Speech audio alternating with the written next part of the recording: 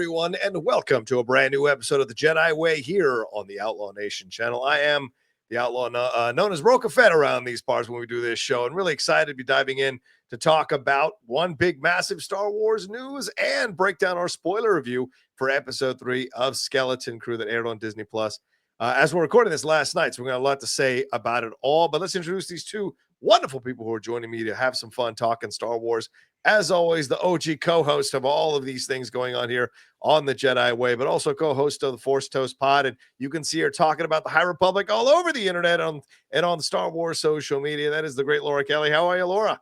I'm doing great. You know what? It's the holiday season. My company holiday party is tomorrow, which is really exciting. It is the most lit that I get all year, without question. No competition whatsoever. What? That is the day. So tomorrow's going to be fun, and Friday's going to suck for me. So, yay! It's great. I'm great. Are you a hangover person? Do you get mad hangovers, like massive? You know, hangovers? I didn't used to, but here at the, getting into my late 30s, they've started to hit. So I try to back off a little, but company holiday party, if you're going to blow it out, like that's the day to blow it out. So, it's Come going on. to be fun. All right. I want to see posts on social media. Kevin, and of course, joining us is the third member of our trio who's come on over the last few months. And we're so happy to have him being part of us here. You know him from the KOTOR. You know him from the, Scoundrels Inc. You know him from all these different places. And he is now a part of our lives. And look at the lighting. Look at the face. I mean, there's incredible stuff going on here. It's the Smasher himself, Kevin Smets. How are you, Kevin? I'm good. Laura, remember you promised we were going to do our book club on Friday morning about Vegas. I reread all of right. That's right. Okay. At 8 a.m. your time, so that would be, or no, I guess that would be like 8 a.m. my time, 6 a.m. for you. Yeah. I set my alarm. Yeah, I'm trying to make it easy for you, so trying to make it as early as possible. I'm doing good. I think I've been here more than a couple months. I feel like it's been a year. I think my year anniversary passed. Has it been a year since you were on the show? Oh, feels like we missed it. Months, right? We missed your 1 year anniversary. No one cares about me on this show. We suck. I know. I'll do some clips, some of the best of Kevin's noises for the last year on the show. Kevin rants, the Smets rants. That's the part. Happy to be here. I can't wait for our 10-year. You just don't forget me on the 10-year. 10-year. Wow, I love this idea. And you've got some announcements here, Kevin. You wanted me to upload some of these graphics here. What can you announce? You want to tease it real quick? Yeah, I mean, I was going to do it at the end, but that's fine. We can do it up top. Yeah, thank you. We're rebranding our channel. I'm still doing the KOTOR movies and everything like that, but Smash City Studios, like that was to quote Kylo Ren, let the past die, kill it. There's no more Smasher anymore. There's no more Schmodown. Plus, it's not really on brand for what we do on that channel with Star Wars videos and stuff like that. And so in an effort to rebrand, I'm shocked that this name was available across most of social media. It's going to be called Star Wars Squad. So you can pop that up there right there. Look at that. Cool. Yeah, right? Not bad. That's fantastic. I want to do one also with like the Imperial in the middle, and then eventually we'll get one with the Old Republic one, kind of like how all of our shirts are, to represent all of the different eras. But yeah, Star Wars Squad, it'll be the same thing. It's just going to be KOTOR movies, but as you've seen, join the ranks of the squad. But I'm going to be doing more videos and stuff right now, especially because time's freed up. I'm not working. So I'm just going to try to put a little more effort into that. We got a lot of KOTOR releases coming up. In 2 weeks, we have a KOTOR Awesome Mix Volume 1 coming out. Then we have Convergence movie coming out the first after the new year. So lots of stuff going on there. I just wanted to brand the channel more about Star Wars. Totally. And so while I'll always have the Smasher close to my heart, I just felt that Smash City Studios would be confusing if people were trying to find us. So Star Wars squad up, join the ranks. Roca, you're a captain, lieutenant, marshal. I'll be an admiral, just so I can sit there. I'll be a calamari admiral. I'd rather do that. All right. And it's a trap. Anyway, so great. Congratulations. So people go and subscribe there and go and support all things Kevin's got going on over there, and watch those KOTOR videos. They're pretty awesome. I went deep dive on a few of those the other day. Love the animation. It's old school animation. Oh, thanks. And so it was a lot of fun to watch some of that stuff. So you're gonna voice these TV spots too, man. I'm gonna be sending you the script within weeks.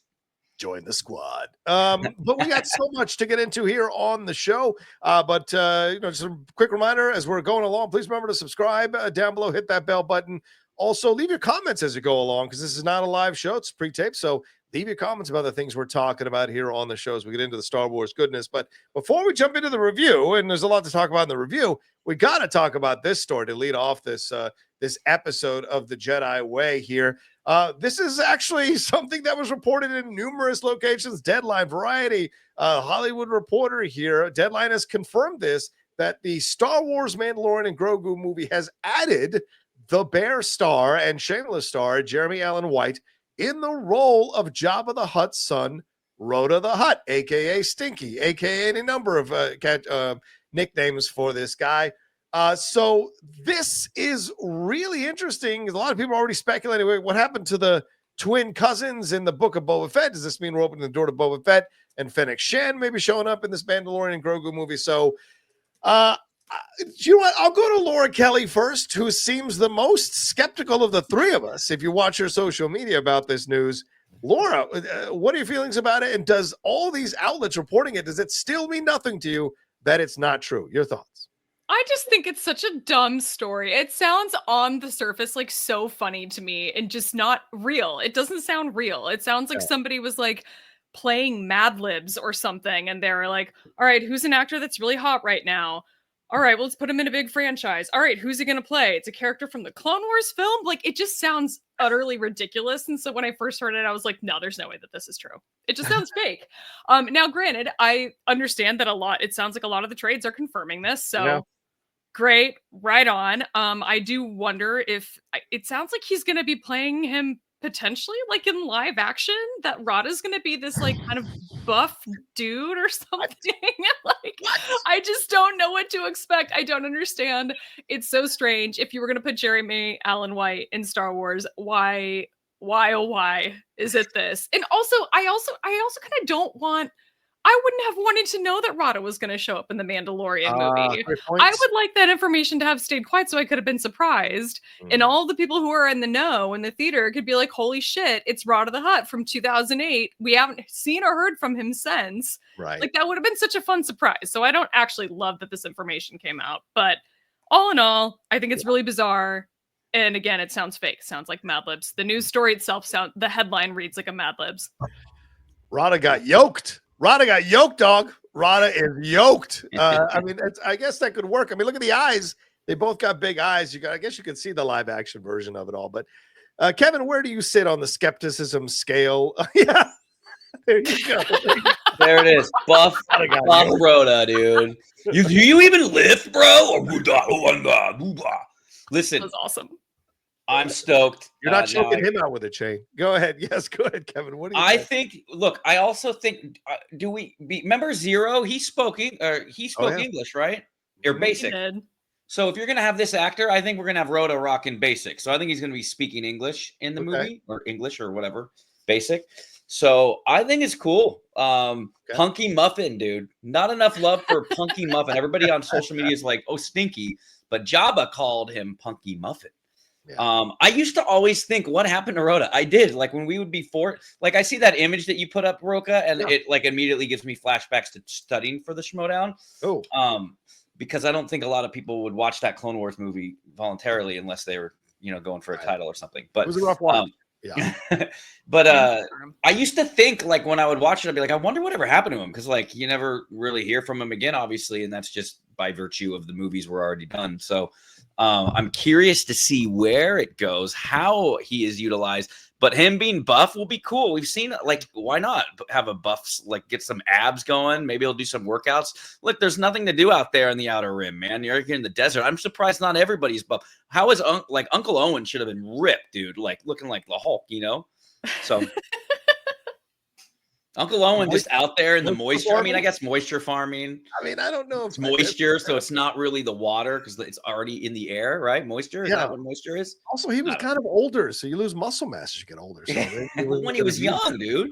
But yeah. Oh, you mean Joe Edgerton? Well, yeah. And Obi-Wan, dude. Obi-Wan should have looked like yoked Drax from freaking Guardians of the Galaxy when he finally like, hello there. He's just lifting it up, like when he saved him from the Tuskens, and he would have like headbutted all the Tuskens and just like, because all he's doing there is lifting and watching Luke, dude.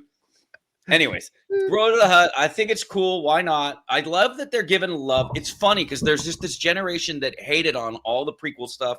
And like, I feel like there was a directive, even maybe that was just rumor or myth, that like stay away from prequels when Disney first bought Star Wars. That's why they were going into making it, ripping off a lot of the stuff from the original trilogy, trying to get the older, crankier fans back. So in my mind, like it's cool that they're like, now that you had like Din fly the N1 Starfighter, you know, from the Phantom Menace. So that's cool. And I think that, it's cool getting the prequels and the Clone Wars era stuff getting a lot of love. So Rhoda the Hutt, dude, what's he going to do, man? Do you even lift, bro? It's going to be sick. He's apparently, Lord, do you think he's going to take over the criminal underworld, like following his father's footsteps now that those two cousins were taken out in the Book of Boba Fett or moved away? Do you think that's a situation here that we're going to see? He's going to be working with Mandalorian and Grogu. Is it going to be a Nepo baby? Well, I guess not Nepo because I guess he's not. Big Grogu is not necessarily Yoda's son. So what would the situation here, though? What do you anticipate with this? And yeah, I agree with you. Is it a voice thing or is he on camera? Because this seems such an odd thing for Jetemy Allen White to do. Right, because I think most of the Hutts that we've seen in live action have been puppets. So to take it in a different direction will be interesting if that's how they end up doing it. I haven't really given much thought to like what role he's going to be playing. It seems like if he was going to be like running some sort of cartel on or around Tatooine, we would have seen or heard something about that in like the Aftermath trilogy. And because we didn't, makes me think that he's like maybe up to something else. So that's a good question. And then I started thinking about like, have we ever seen a force sensitive Hutt? Like surely at some point in the Clone Wars, we saw a little Huttlet Padawan, but maybe not. I don't recall, but that would be an interesting way to go. I don't know. I mean, what are your theories here? What wouldn't he want revenge, right? For like where are we dealing with? This is after Jabba's death, right? Or is it before Jabba's death? Where would it be set? No, this would be after. I mean, if we're set in like the Mandalorian era, we're like what 5 to 6 years or something outside out of that. I would think he'd want revenge. I think he'd want to go after Luke or Leia, and we've seen Luke already be involved in the Mandalorian timeline. So, I mean, is it possible that you've got a Road to the Hutt looking for revenge and ends up crossing paths with Mandalorian and Grogu? And that's why he's so buff, man. It's like in the Rocky 3 when you just see Clubber Lang lifting and doing those pull-ups in the gym or in the shack. With the sax music. All of that is lifted. Rhoda's getting ready. I just feel like there's something that you can play with here. Look, they've had Jack Black and Lizzo and Amy Sedaris, and so a lot of Bill Burr, a lot of interesting guest stars that have comedic backgrounds, and Jeremy has that comedic energy in The Bear and in Shameless, all with obviously much more serious subject matters that they tackle, but there is comedy there, so it could be interesting to see what role he plays in all of this, and if he's the main antagonist or if it ends up is just kind of part of the certain part of the movie before they move on to who will be the main villain, which is probably Thrawn. So I don't know. It could be interesting. Just I like the idea of like a benevolent Hutt. That would be a new take on the Hutts, I think, especially on Tatooine, which we have never seen. I think the Hutts portrayed in a good light. So we'll see. Fair point. Well, they killed my dad for a reason. I get it. Maybe we'll see.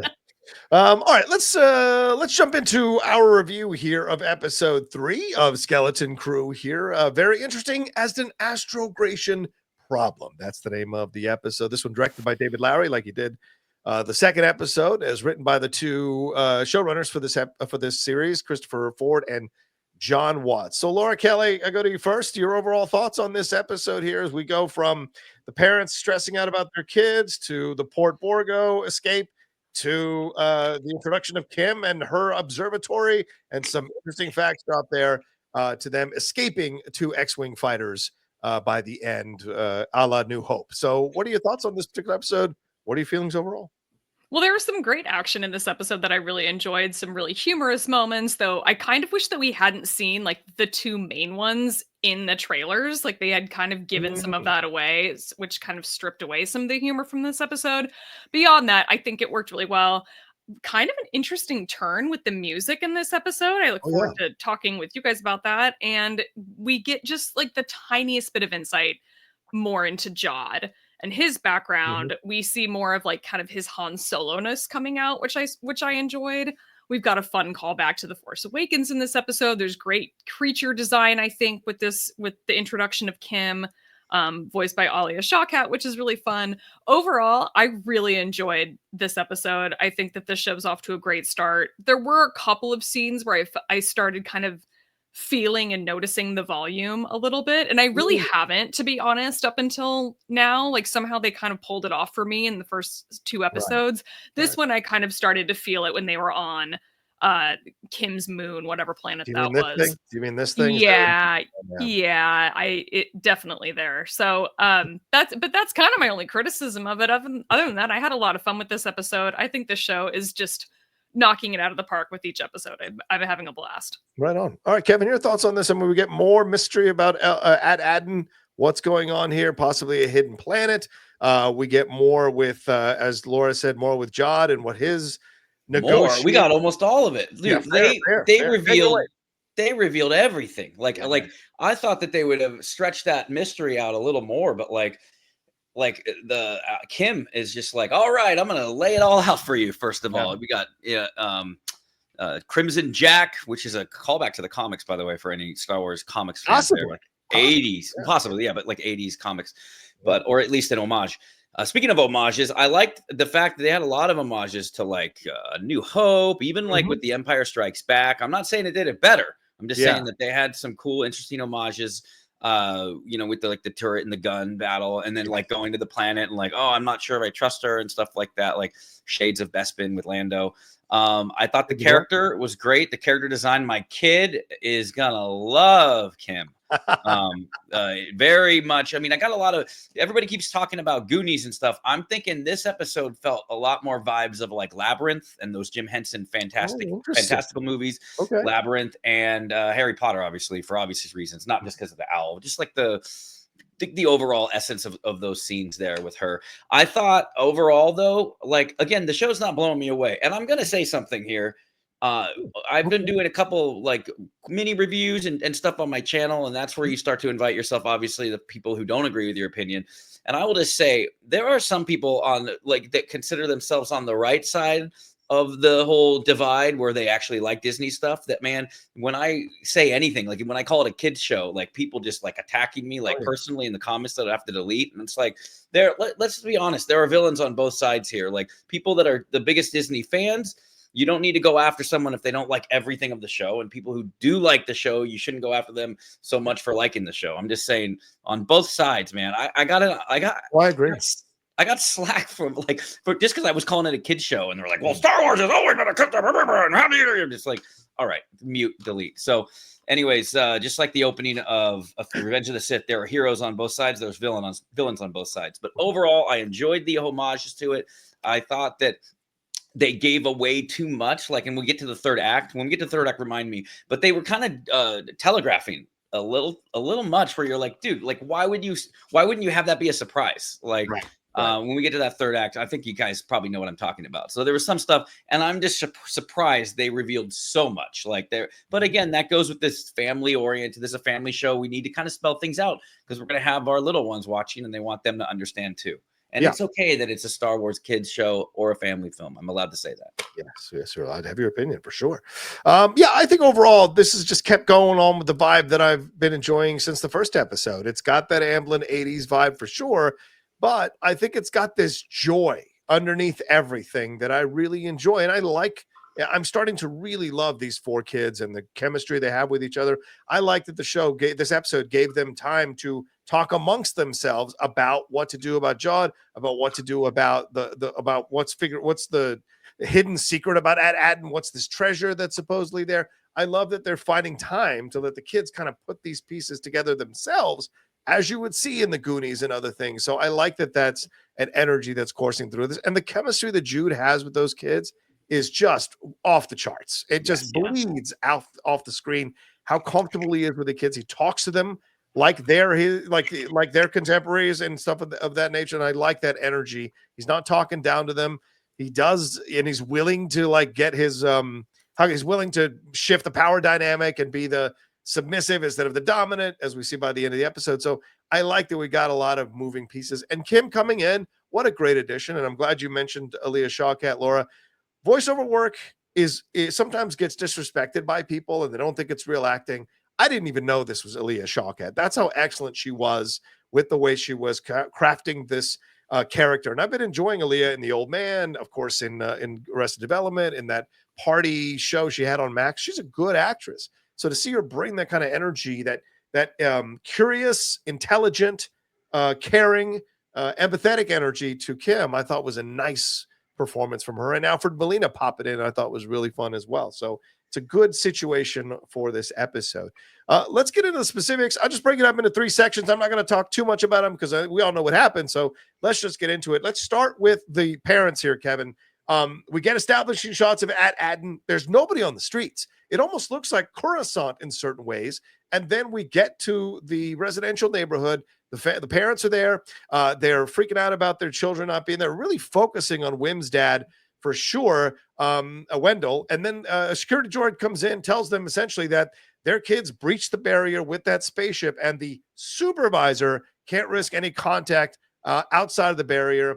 And Wendell asks if they're going to petition the Republic, and the supervisor, if the supervisor is going to petition the Republic, and the safety droid says no, and they are not happy. And we focus on Wendell at the end there, going silent, just staring out, which seems to tease that he's going to make some effort on his own to try to find his kid. So what do you think of this opening? What do you think is happening here? Does this add more to the mystery of Aden? And are they all under some kind of rule, you know? Yeah, Wendell, remember I was kind of criticizing his acting in the first couple episodes. Mm-hmm. I thought that opening scene was great. Just getting into the mindset of a parent, as a parent myself, like, you just, everything just starts to go haywire in his brain. He's not listening to any of them right now. He's thinking, how am I going to get my kid back? Which is something that I think any parent would do. Yeah. So I really like that. It's like shades of Rambo 3 when like he's going to go rescue Colonel Troutman and he's going to fight the entire Russian army on his own. Yeah. With the help of the Taliban, by the way. So Afghanistan. Oh my God. You get me there and then you throw me off the roof. It's interesting how you do these things. Keep going here, man. So, but yeah, again, I was really liking the mystery of it. And then they really reveal a lot in the third act about it. But yeah, I just wonder if he knows more about everything in the barrier than some of the other people in the room. That's what I got from that too. You understand that, like, he's just like, he knows what treasure or whatever it is they're sitting on. And he's not happy that his kids are going to be out there basically like later when they're saying they are the map. And I think he's going to be worried about that because he probably knows more than most in that room. What do you guys think? What about you, Laura? Laura, what'd you think, Laura? I didn't pick up on that at all. And I actually really like that idea that he knows more than he's letting on. Because he spent most of that scene being really kind of quiet and contemplative. I thought this, like, I had to watch this opening scene a couple of times because I thought it was really strange. It was there was no music. It was just very, very quiet. Just the slightest hint of like ambient outside noise is all we got in these like sort of first 3 slow zoom in shots that are just establishing shots of at Aten. We see a lot of that utilitarian architecture.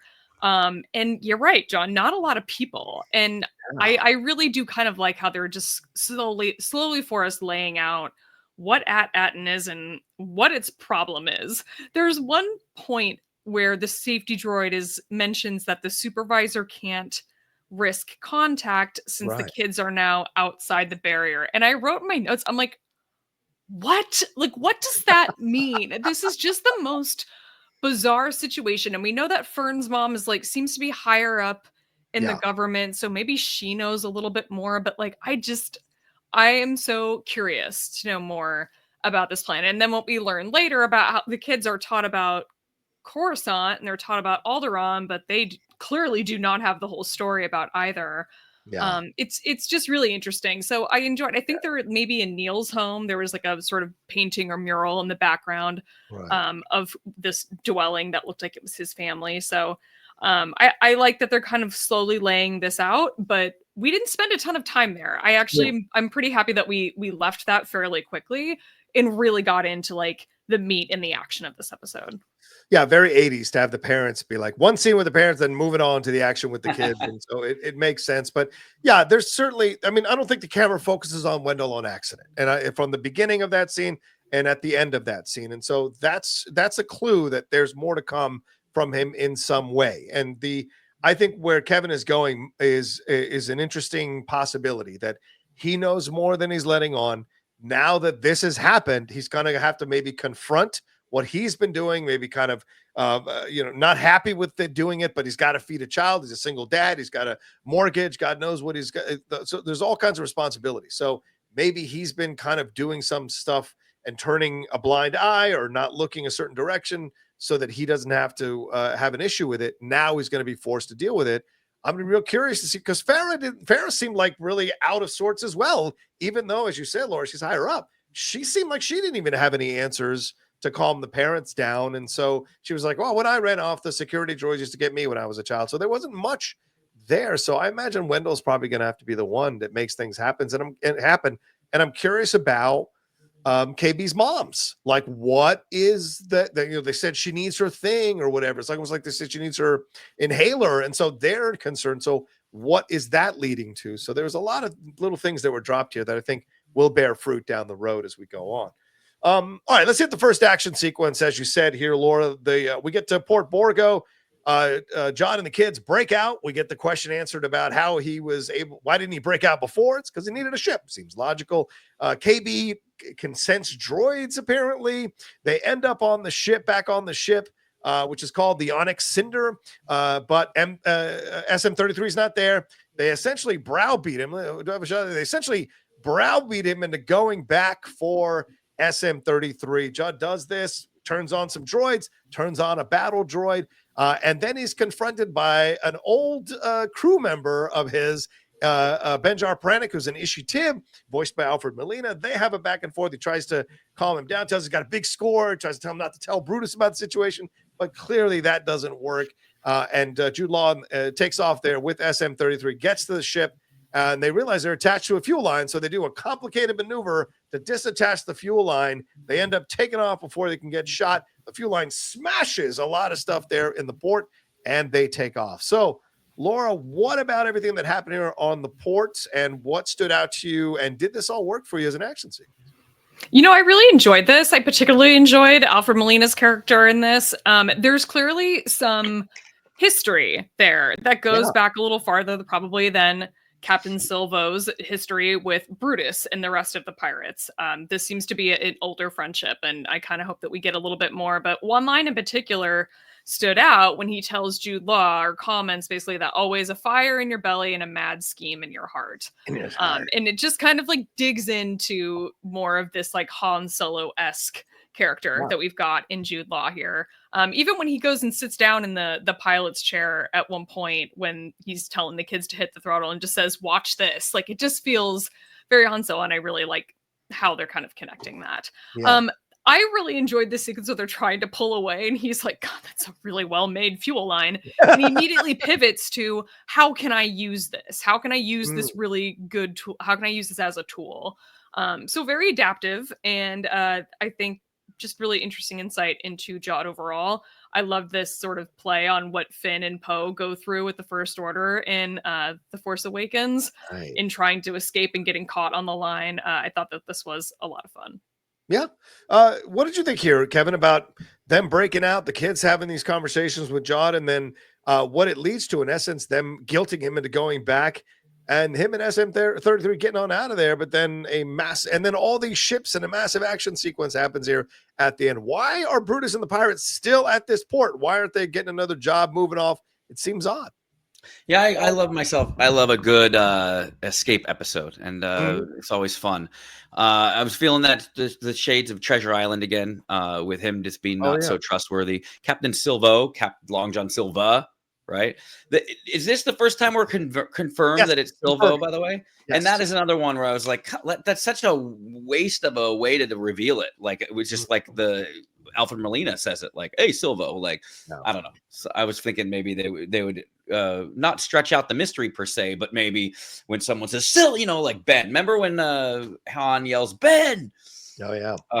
You know what I mean?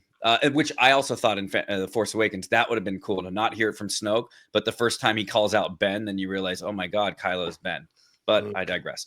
But back to the escape, I just thought that was great. The great chemistry with the kids, and I like their back and forth. And I just like you said, he was kind of guilted into going back and going on this adventure. And you could see that he has that history too with Alpha Molina's. I don't know what's the name of that? Benjar Pranic. Yeah. So that was cool. And Jod kept he was playing his cards close to the vest, but it was funny when he kept saying like stuff about the Force, because that's when you start putting together like he's not, because he's just saying, it's kind of like using these lines about the Force a little too much, it's like if and I thought that was funny. There was a line where he was like, that's not anything. Oh yeah. Never leave a man behind. It's like, first of all, the Jedi don't say that. Second of all, the Jedi do. Yeah, or at one point he's like, "Don't worry, the Force is around all." He would just say in like the go-to lines he probably heard growing up, like from the myth and stuff like that. So, I just thought that was funny, and the kids' reverence for the Jedi in that sequence early on reminded me of Jake Lloyd's Anakin, like nobody can kill a Jedi with Qui-Gon, which is always like a heartbreaking, I wish that were so, like a great scene. So I like that the kids have that reverence for the Jedi, and they want to believe that he is this big hero, and he kind of goes off on this adventure. And again, there are a lot of homages here, and that Force Awakens thing definitely came to mind. Yeah. I thought this was a great opening sequence back on the port. We find out that the kids, can help in this situation. KB being able to sense the droids, that seems like a little bit of a seed planted. What does that mean down the road? As I said in the first review, I think, there's a little Lobot connection with her. What is that all about? I imagine this is a young Asian girl. I imagine they're making essentially a data reference to Goonies and having her be that. And so what is that? KB kilobytes. I saw that on Twitter. Exactly. Yeah. And she's like, her and Fern are the ones that are questioning Jod, and it's clear that the boys are not. And Neil probably is just going along with Wim because he just wants to get home to his loving family and the twins. And Wim is more just caught up in the hero worship. And the more they lean into the hero worship, I think it's interesting because that's going to have to be the thread that snaps for Wim. And he realizes like this guy isn't what he thought he was. And then by the end, of course, of this episode, he reveals he's not a Jedi. And so how is that going to affect Wim? And remember these, and we're going to find out here in just a second in the episode, these are sheltered kids. They don't even know there was a war in Alderaan, let alone that it's blown up out of the universe. So how much do they really know about what went down between the Jedi and the Sith? Is it all just kind of occasional stories that have broken through, or myths or whatever, or rumors? So it's a lot interesting stuff you're dealing with there. And then I like that the kids assert their authority and make him go out there, right? Like Jude Law could have easily like beat up the kids and go, screw you guys, I'm taking the ship. But no, he needs them for whatever reason. And maybe the At-Aten thing is something that he's heard in myth himself. And so he has to do what they want him to do.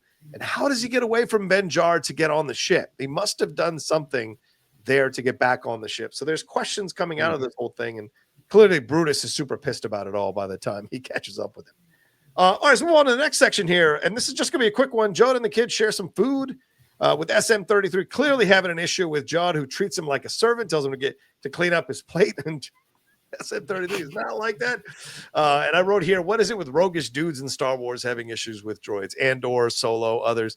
But as Jod goes hunting for new clothes here, Kevin, he has a strong interaction with SM-33, a back and forth, a funny one. As he says, what does he say? Like, where is it? Tell them where they're from. Well, I'll tell you where they're from. They're from somewhere. Yeah. And walks off. But this also gives time for the kids to talk amongst themselves about what's going on here. Neil suggests that the treasure that is on Aten must be part of, quote, the great work. They talk about their parents and the jobs their parents have, analyzing things, something to do with money, as Wim looks at the credits that his father gave him for lunch, the lunch money, right? And later, after a funny "I'm not tired" and quickly falling asleep moment with Fern, Jod and KB, he notices KB is awake. She shoots up and she says, "I've calculated the odds of you being a Jedi, and they're very low." And so he clearly knows that she's one to watch out for and has seen through him. And then she eventually goes to sleep. So, Kevin, what do you think of these interactions here on the ship at this point? Well, as a parent, I can relate to the, I'm not tired. And then they're like instantly asleep the second their head hits the pillow. So that was funny. I think all That parents never stops, by the way. That stays with you all the way through your adulthood. yeah. So that was good. And yeah, the interaction with the droid. What does he keep saying? Is he Smee? He keeps saying when he SM-33, yeah. somewhere or whatever. Very funny. And yeah, I like when kids like are talking and like trying to again. I mean, man, it's everybody's probably just sick of hearing it about how it's Goonies, but like that was cool when like as a kid, like because when the kids are trying to work something out, and as a kid you're watching it, you're like, wow, like they're just as important as the adults, and I think that's important. I think that you're gonna have a new generation of fans that are gonna grow up. This might be some people's first intro into Star Wars. And Great point. That is a very cool way to do it, and empowering these kids. And then, you know, they'll move on and then see Anakin and that scene, that story, and kind of ingratiate themselves into Star Wars. So all in all, I mean, not too much to say about that, all the thing, but I do enjoy the back and forth and the interplay. And again, KB, I think KB, I said this in my video, I thought KB was the standout of the kids this week. I mean, every week feels like there's going to be someone who's the standout. Like everybody was on Neil, right? Like last week. KB is like smart. And, you know, I like that she's, you know, just talking smack basically to potentially this Jedi, you know? And I think you could see in the acting of Jude Law, he knows, he's like, okay, this is not someone that I'm going to be able to fool much longer. Right. Yeah, Laura, it seems like he knows that KB is the formidable one of the four kids. And because Neil is kind of a follower, Wim is lost in the hero worship. Fern just wants to be in charge and be the captain or whatever. But KB is the one that tells Fern, hey, we need him, senses the droid, and then later, as I just said, tells John, you know, I've calculated the odds that you're not a Jedi. So seems to be the most level-headed of the four in all of this. What do you think of the interactions here between SM-33 and Judd and the kids here? I really this episode really solidified my love for SM-33. I absolutely love this character. He says, "Mark my words, because I won't be repeating them," and that in itself is just a funny little joke. And then they're definitely from somewhere. Just was laughing out loud multiple times. And then he says "I," and then he again repeats himself after he said he wasn't, and says "I" again and leaves. And it's just great. And I really love this character. And I also am really enjoying how protective he is of these kids very quickly. Now, granted, that's probably part of his programming, but it's just a really it's a sweet character trait that I really appreciate. I mean, the fact that he like kind of stands up to like his full height when he's face to face with Jude Law in like these like little moments, just kind of go to show how protective he is of them so quickly. You know, KB really was a standout in this episode for sure. She's definitely the most rational of the group. I will say that it's pretty obvious that Fern is on to Jod too. She also does not trust him and is kind of questioning the legitimacy of everything that he's saying, but she's definitely more of a hothead overall, and that kind of distracts a little bit, whereas KB is much more focused and honed in on what exactly is right in front of her. And she's, obviously very distrusting of Jod, as we all are, but I like a lot of the stuff that we learn about him, and I'm not fully convinced that he wasn't a Jedi at some point. Like, I'm not fully convinced that we've completely eliminated the possibility that he was somewhere around the temple during Order 66. We know he's the same age as Anakin and Grogu. He had to have been around at some point. If he can still use the Force in some way, he was trained at some point. So that's, I mean, maybe I'm wrong. Maybe I'm off base there, but I haven't fully eliminated that from my brain yet. I'm sure I mean, you all know that as book readers and comic book readers, there are many former Padawans who never became Jedi and go on and do other things. So maybe he's a former Padawan. Maybe his master was killed and he moved on, you know, and became this kind of roguish smuggler or whatever. So could be interesting once we get that full backstory, because right now we're going to find out he's got three names. Jodna, he's got a Captain Silvo, and now we're going to find out that he's also Crimson Jack. So let's move on to this section here. They arrive at their destination. They deal with a gatekeeper. Well, they arrive at their destination first, and we find out that he's got this friend who's named Kim. He tries to warn the kids, hey, Kim's going to stab you in the back, possibly They have no idea what backstabbing means. That's so cute and interesting. When they get to the gate, we get the gatekeeper droid a la Return of the Jedi there out of Jabba's palace there. And then, but before they get there, we see that Kim is calling the authorities already because she sees him with children. So yeah, there's a concern there. And then Kim, when they get to the door, Kim calls him Crimson Jack, which, as I said, is the third name now. And Kim is this owl-like, cat-like species here. It's a really interesting design for this character. And as Laura pointed out, Leah Shawkat voices him. And so when the kids come in, they have the conversation and they talk about Ad-Adden, and she pulls down the map and talks about the fact that that it could be a planet that is hidden, kind of like Camino. And that she gets clues from the kids about their home planet and the barrier, and even looks at Fern's patch to discover that it has Palmerish numerals on Proto-Republic artifacts. We hear that the kids don't even know what happened on Alderaan or on Coruscant. They're not even aware of this kinds of things. And then when she triangulates where Ad might be, she tries to stall. John calls him out. Becomes a whole battle, and they escape out with the coordinates. But Kim stays behind to check on Kim to make sure she's okay. And she says, "Trust your head, not your gut. This guy is a scoundrel. He's bad."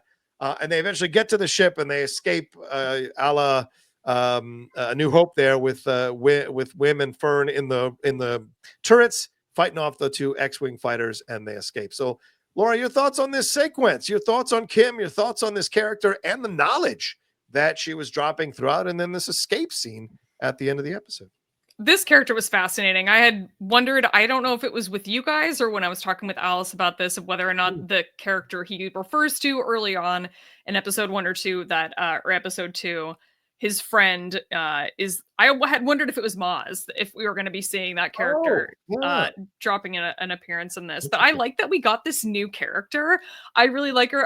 Kevin, you said something about Harry Potter, and I was 100% getting those vibes from a lot of this scene too, especially given the sort of like observatory like environment that they're in. One thing I wanted to point out, because it's at the very beginning of this section that we're talking about, as the ship is flying towards this planet, moon, wherever Kim lives, the music that is playing is suddenly like very similar to what we would hear in like season 1 of Loki.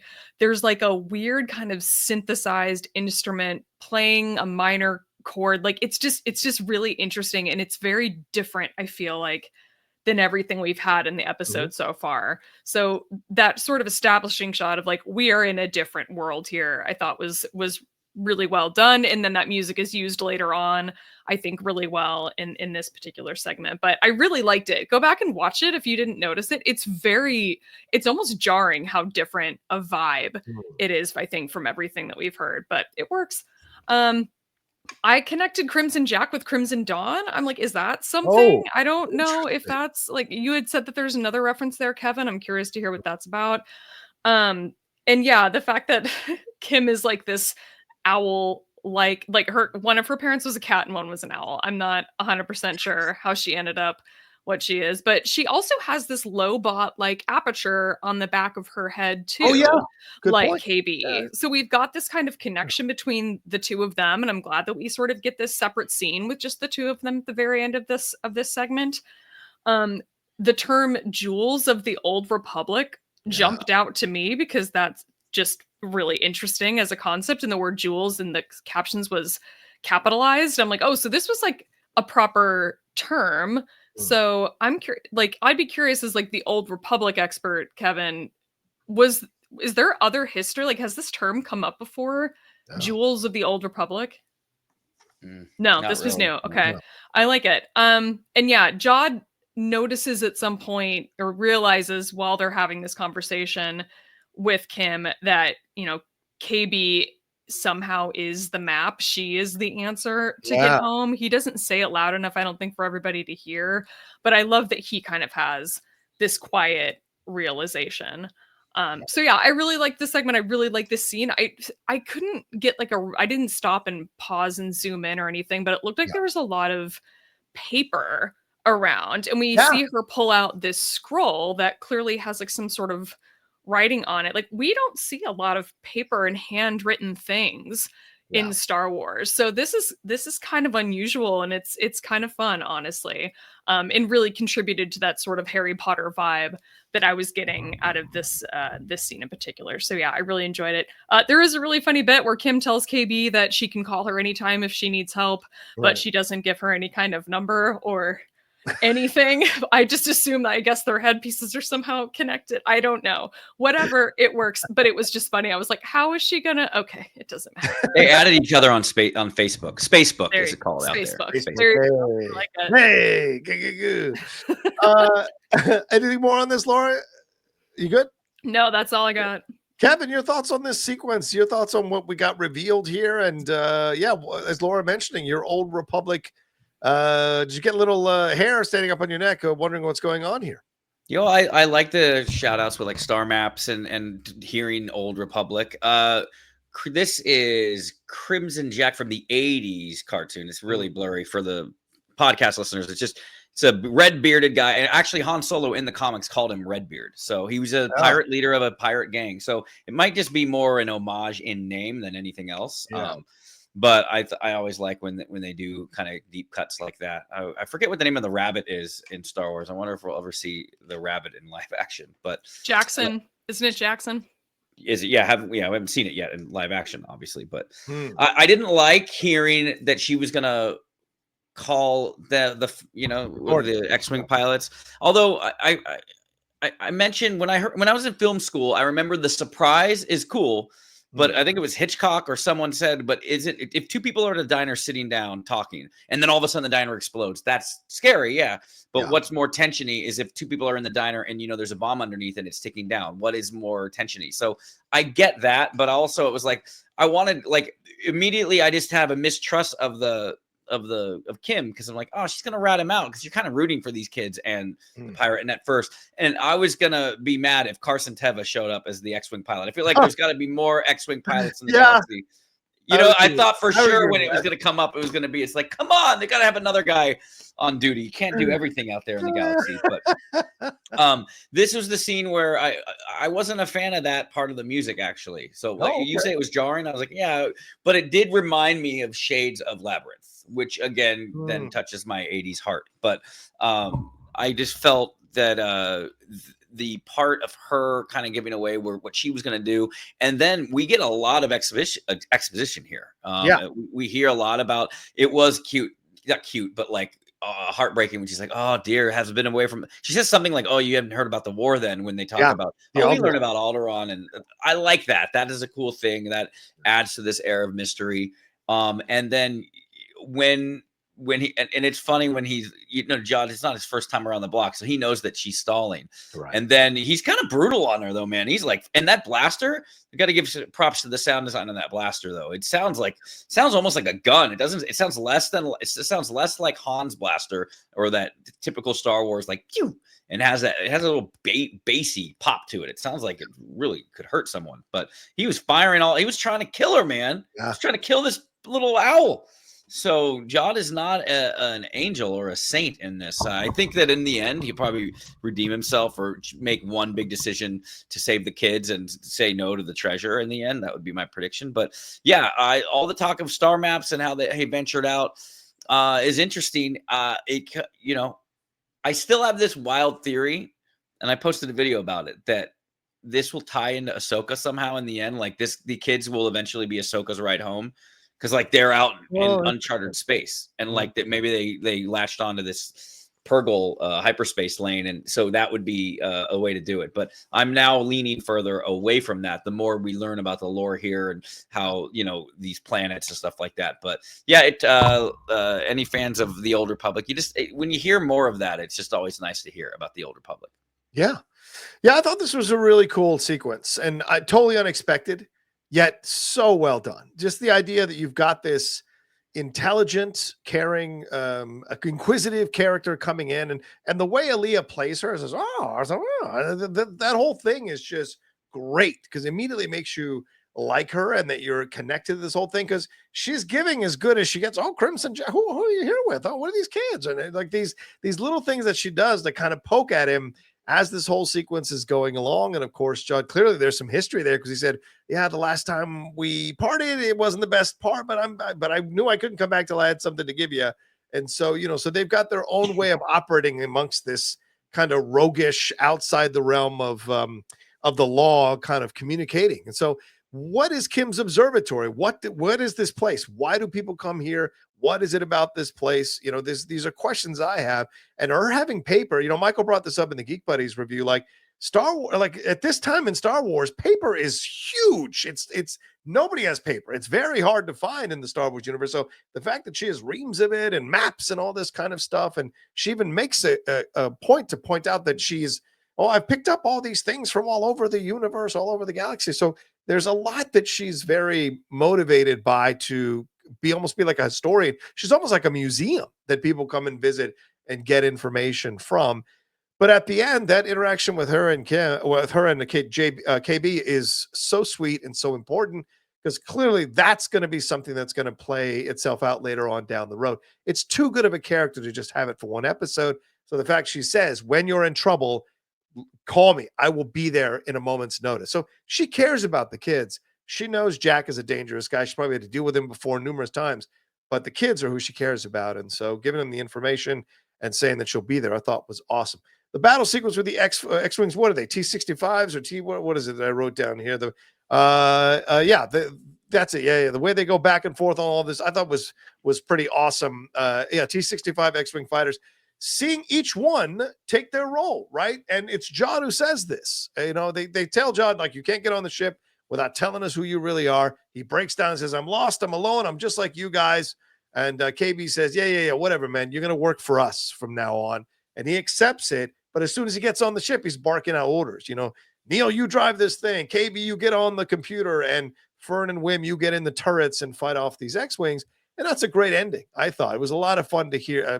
Fern thinking it's her shot and Wim thinking it was his shot that clipped that X-Wing. And then they take off, which I thought was a great ending to this whole thing overall. And Crimson Jack, you're right about this. Let's bring this up so a little bit clearer for people to see what Crimson Jack looks like.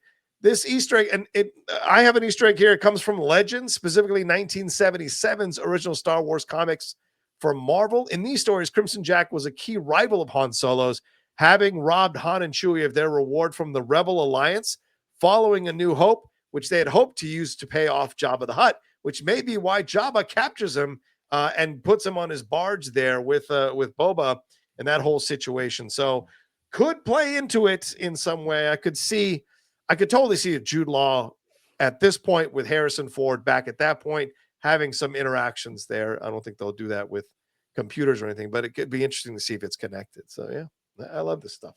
But what do we make about where are we at on this? Kevin, what do you think? What's the mystery here? Money, they're dropping little clues. The money situation, the treasure, it's a hidden planet, Jewels of the Republic. The other planets have been destroyed. Was Atten part of destroying these planets? Is that why they don't want people going out to the barrier to find out what happened here? What's the situation right now at this point after 3 episodes? What do you think the mystery is of Atten? What's your guess? I think that some of the adults know and none of the kids do. Ooh. And I think that they are fiercely protective of this planet because they know how valuable it is that what they're sitting on. And if pirates or people in the galaxy were to find out, they would go after them officially, And I love that line where the kids are like, well, the kids, you are the map now. Like that was something that, adds the stakes. It's like, and I think that's what Wendell is worried about. He's like, he knows that once these kids reveal where they're from, they're going to be absolute targets from everybody, and everybody's not going to have their best interest at heart. So, yeah. That's a good point. Yeah. Laura, what do you think? Where are we at with the mystery of Atten? What do you think is happening here? I mean, my theory at this point is that this planet went isolationist maybe sometime like right before the rise of the Empire. Oh, yeah. And I think some of these parents were probably like kids when that happened, so they kind of remember the before times, but maybe they're like they were a little too young to really remember it. I don't know. I mean, the fact that there is knowledge of Coruscant and Alderaan at some point in time, right, just kind of makes me think that, like, I wonder if some senator during the prequels like went rogue and was just like, shut it down, shut down our entire connection to them. Let's just cut ourselves off. Let's put up this barrier. They're growing an empire out there. Like, let's just not be a part of this. Yeah. And just like left. I don't know. But I haven't given much thought to like what this sort of hidden treasure could be on Ad-Atten. I imagine it's not actual like treasure, although there is a scene somewhere in the preview, one of the trailers, where they appear to be in a room full of treasure. It's not entirely clear where they are, but we know that that's coming at some point. But yeah, beyond that, I haven't gotten very far. That's kind of as far as I've gotten is with my theory, in that they went isolationist at one point. I just wonder if it was around the time of the rise of the empire. Yeah, it's almost like The Village, that M. Night Shyamalan film, where like, you know, they train you to believe this is the truth about your world, and they give you just a little bit about the outside world, but just enough to keep it feeling like, oh, I am learning something here. There is some knowledge to learn. But the fact that they don't know about Alderaan and the war, they don't know what happened to those planets. And you get Wim playing in the first episode with the Jedi and the Sith and everything, but how much do they really know the truth about these stories? Or is it just kind of carefully curated rumors and fun stories that they kind of filter out there for the kids to believe in? And as they get older, they kind of move away from it. So they know about Revan and KOTOR. That's what they were playing. Like, they didn't realize they were recreating a scene from KOTOR Convergence coming out this winter. Wait, do I have this? They don't know anyone. They don't know Luke Skywalker. They know Revan and Malik, Bane, Exar Kun. Like, come on. Yeah, exactly. There you go, Kevin. Yeah, I like that idea. But no, I mean, but they could be like the Iron Bank in Game of Thrones, where like they have this money that if any side of this battle finds this planet, it tips the scales of the battle. And we're right before the New Republic, or right before the First Order, right? So is there something connective where they get access to this planet? That's what funds the First Order, and that's how they take over. So these are questions in my head at this point with timing wise, you know? I do like, in order to get back on the ship, I wanted to just say one thing because I forgot to say it. He does say, "Oh, I'm just like you guys." I think maybe he could, like you said, he might still have force powers. I like that idea, Laura, that he is not, when they are absolutely in a desperate situation, he'll really bust out his skills, and then he'll be like, "Hey, because he says, I never really said I wasn't," but maybe there'll be a callback to that line. Well, remember he says, "I never really said I was." Yeah. Maybe they'll do a callback to that line later where he just destroys everybody, and then he like twirls his saber, and then he's like, "I never really said that I wasn't either." Now I'm gonna be mad if that doesn't happen. Actually, I kind of like it. No, I'm telling you, I think there is more to this character. I mean, they give away a little, but I don't think they gave away really everything. We don't know what all he's been doing in the last 50. Like, how many different pirates has he been? How many aliases does this guy have? And he does make that comment at one point about 33, where he says, "Rely on a droid; they'll let you down every time." And I'm just like, there are stories here. There's more to this character that we haven't gotten yet. Yeah. Well, it's a world that hates droids too. I really like that aspect of Star Wars. That, like, I like to believe that the cantina owner on Tatooine, when he's like, "We don't serve your kind there," it's like because the galaxy just got torn apart by a war where they were fighting droids. Like, and for the normal person, they don't know that these droids were orchestrated by Sith, or I mean, like they were just like this. They stay away from droids. I'm surprised that droids even were allowed to exist in a lot of parts of the galaxy afterwards. That's a good point. It's like the Martez sisters said in Clone Wars in that last season, right? Like, you guys are up there fighting your theological holy war. We're down here dealing with the ramifications of what you guys are doing up there. So how many people living on the ground floor would have any faith in the droids because of stuff that happened in those battles? So yeah, that's a great point, Kevin, for sure. Because it wasn't the rich people fighting those fights. Let me just tell you right now. All right. Well, anything more to say on this episode? You guys good? That escape scene was great with the turrets and the A New Hope kind of homage with that. Thought that was cool. And, with the X-Wing, you just let the X-Wing sound effects always just kind of bring me back. So I thought that was good. Yeah. Laura? Wim, in true asshole fashion, exclaims that, like, Neil can't fly. This kid's really making me hate him. It's really annoying. I imagine we'll get like a redemption arc or something for him at some point, but God, what a jerk. It just makes me mad. Right before we cut to black, we hear that weird, what I just refer to as like Loki season 1 music. right before we cut to black again. And I like it. I'm sorry you didn't like this music, Kevin. I thought it was so interesting. But I thought that this was just like a really kind of weird, fun turn. I'll be curious to see where we go musically in the remaining 5 episodes. Well, Laura, I know you have your party. I thought Friday morning we were going to do our new podcast called For the Whim, where all we do is talk about whim. So you're bailing on me 2 different things now. Thanks. Wow. Oh, that's on me. Yeah. It's saying my device is out of storage and I've stopped recording. Okay. You're good. You're good here on this side.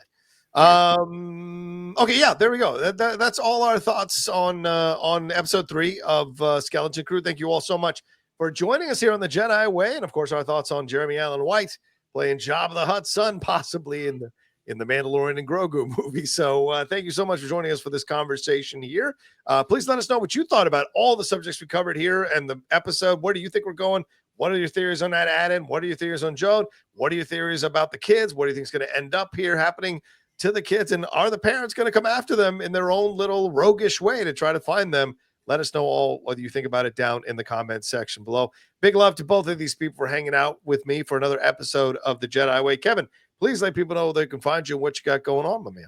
Happy holidays to everybody. I hope everybody is safe and not getting too crazy with the shopping and the crowds. At Kev Smets, you can find me. And like we talked about this earlier, thank you for giving me that platform. We changed the names of Smash City Studios to Star Wars Squad. So I think it's going to be a while before it updates and search results and stuff. But so might be premature for me to mention it. But yeah, Star Wars Squad, join the ranks. It's going to be all of our KOTOR content on there and some more Star Wars content. I'm just trying to kind of broaden the channel a little bit. I have some fun ideas. It's going to be less about the reactions and like reviews of stuff, because I kind of preferred doing that on here. I think I'm going to pivot more into like, I do have some like lore ideas and like my takes on wacky things that I think could happen. And most of them don't. But hey, if I throw 100 things to the wall and I'm right about one of them, then hey, Kino Loy is Snoke. Oh boy. You'll hear it on the Star Wars Thank you, Kevin, and definitely follow him and subscribe to what he's got going on there on his channel. Laura, Kelly, another fun show with you. Always appreciate the time you take to have fun on this show with us, and please let people know where they can find you and if you're appearing on any other shows recently. Well, come find me on Blue Sky for now. It's shutup-Laura on Blue Sky, and I'm still shutup_Laura on Twitter, where I will pop up every once in a while and go semi-viral with an unproofread tweet that I post right after I wake up from a nap, as happened this week. My bad. Yeah, hate it. Anyway, that you can find me there, shutup_Laura on Twitter, shutup-Laura on Blue Sky, and I posted a spoiler-free review of the High Republic audio drama Tempest Breaker that just came out on the website right above here, forcedostpod.com. You can find that there.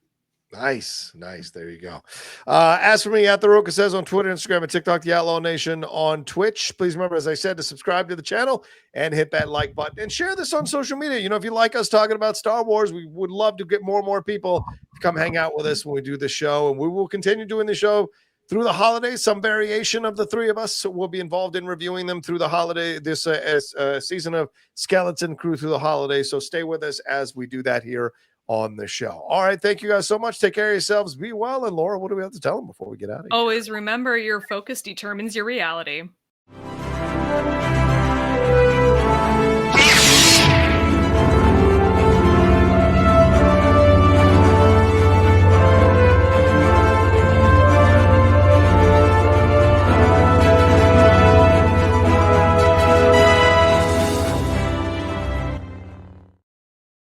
Right on. Sorry we went over an hour, y'all. Thank you so much for hanging